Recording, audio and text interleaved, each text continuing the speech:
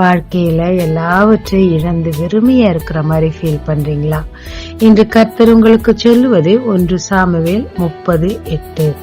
நீ சகலத்தையும் திருப்பிக் கொள்ளுவாய். தாவீது சிக்லாக்கிலே எல்லாவற்றையும் இழந்து போனார். அவர் மட்டுமல்ல, அவரை நம்பி வந்த படை வீரர்களும் கூட எல்லாவற்றையும் இழந்து போனார்கள்.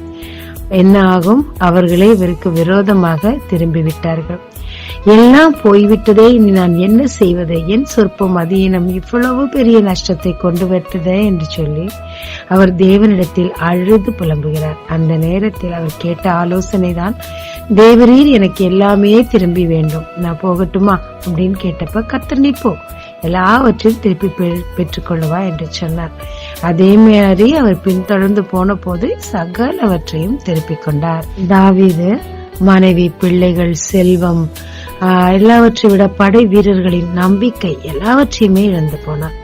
வெறுமைதான் அங்கு நின்றது. அவர் செய்த நல்ல விஷயம் என்னன்னா, அழுதுட்டு பின்னாடி ஓடல. ஐயோ நான் பிடிச்சிடணும், போறாங்களே அப்படின்னு ஓடல. அவரை ஆண்டவர்கிட்ட தான் கேட்கிறாரு, நான் போகட்டுமா? அவ்வளவு துக்கத்தின் மத்தியில கூட நிதானமா உட்கார்ந்து ஆண்டவர்கிட்ட கேட்கிறாரு, நான் போகட்டுமா? ஆண்டவரு நீ போன்னு சொல்றாரு. இது கர்த்தரே போன்னு சொன்னதுனால அவருக்கு வழிகாட்ட அந்த எதிரியில் ஒருத்தனை அங்க வச்சிருந்தார். உடல்நல குறைவால விட்டுட்டு போன ஒருத்தன், நம்பிக்கை துரோகம், நம்பி வந்த படை அவனை விட்டுட்டு போயிடுச்சு. அவன் தாவீதுக்கு வழிகாட்டுகிறான். தாவீது அவருக்கு நன்மை செய்தபடியால், எதிரின் கூட பார்க்காம நன்மை செய்தபடியால் அவன் தாவீதுக்கு வழிகாட்டுகிறான்.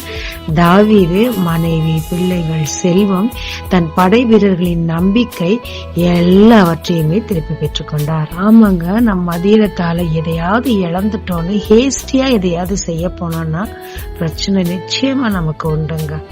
அப்படி அல்லாம முதல்ல தேவ சமூகத்தில் உட்கார்ந்து தேவனிடத்தில் ஆலோசனை கேட்கணும்.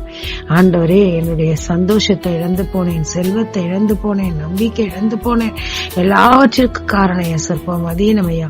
இப்ப இதை நான் சரி பண்றதுக்கு நான் என்ன செய்யணும்னு அவர்கிட்ட ஆலோசனை கேட்கணும். அவர் ஆலோசனை கர்த்தர். அப்படி நிதானமா நம்ம கேட்கும் பட்சத்தில் அவர் நம்மை வழி நடத்தி எதையெல்லாம் இழந்தோமோ அதையெல்லாம், ஏன் கூட இழந்ததை விட அதிகமாய் கூட நமக்கு கொடுக்க வல்லவராயிருக்கிறார். நிதானம் நமக்கு அதிகம் தேவைங்க. ஜெபிக்கலாமாங்க. தேவரே, என்னுடைய வாழ்க்கையில இழக்கக்கூடாத எல்லாவற்றையுமே என் மதீனத்தால் இழந்து விட்டேன். எல்லாவற்றையும் திருப்பி பெற்றுக்கொள்ள எனக்கு ஒரு நல்ல ஆலோசனை தாரும். உம் சமூகத்தில் உட்கார கற்றுத்தாரும். இயேசு மூலம் பிதாவே, ஆமென். இயேசு கிறிஸ்துவின் நாமத்தில் இந்த நாளில் உங்களை ஆசீர்வதிக்கும் ஜீசஸ் விஷன்.